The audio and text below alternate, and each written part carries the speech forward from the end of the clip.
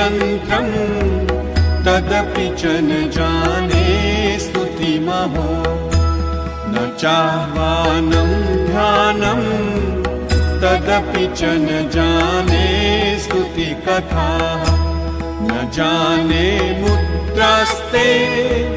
तदपि च न जाने विलपनम्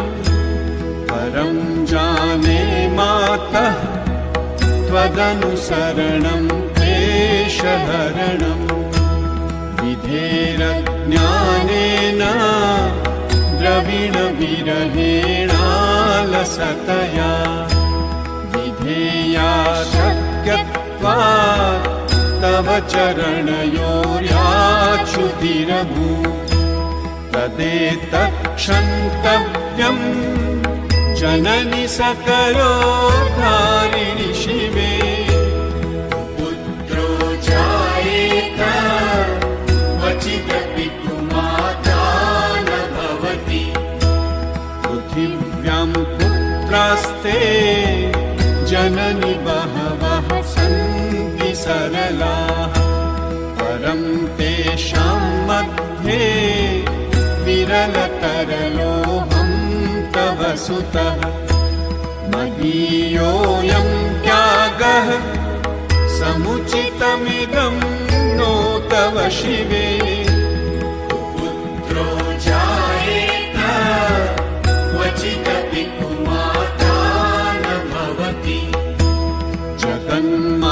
जगन्मातर्मातः तव चरणसेवा न रचिता न वा दत्तं देवी द्रविणमपि भूयास्तव मया तथापि त्वं स्नेहं मयि निरुपमं यत्र कुरुषे पुत्रो जायेत क्वचिदपि कुमाता न भवति परित्यक्ता देवा विविधसेवा कुलतया मया पञ्चाशीते रधिकमपनीते तु वयसि इदानीं चिन्मातः तव यदि कृपा नापि भविता निरालम्बो नरजननिकं यामि शरणम् श्वपाको जल्पाको भवति मधुपाकोपमगिरा निरातङ्को रङ्को विहरति चिरं कोटिकनकैः तवापर्णे कर्णे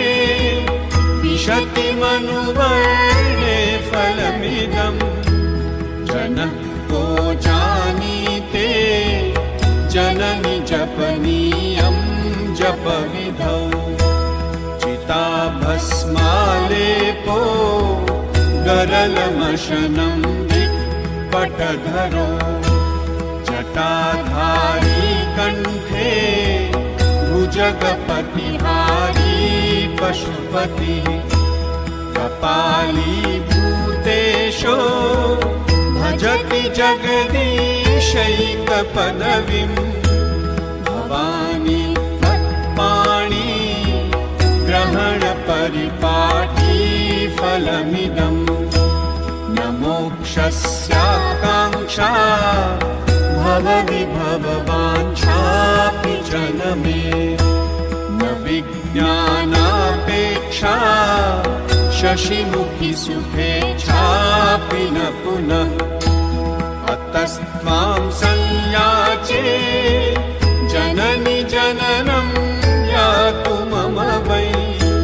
मृडानि रुद्राणि शिव शिव भवानीति जपतः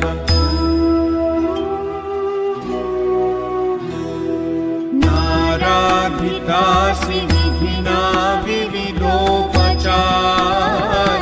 किं वृक्षचिन्तनपरैर्न कृतं वचोभिः श्यामे त्वमेव एव यदि किञ्चन मय्यनाथे तत्सेतुपामुचितमम्ब परं तवैव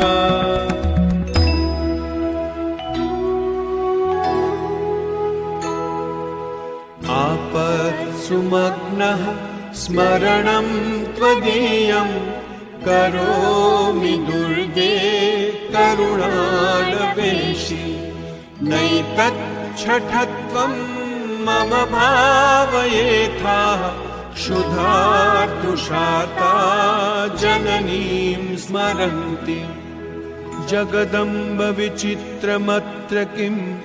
परिपूर्णा करुणास्ति चेन्मयी अपराध परम्परा परं न हि माता समुपेक्षते सुतम् मत्समः पातकी नास्ति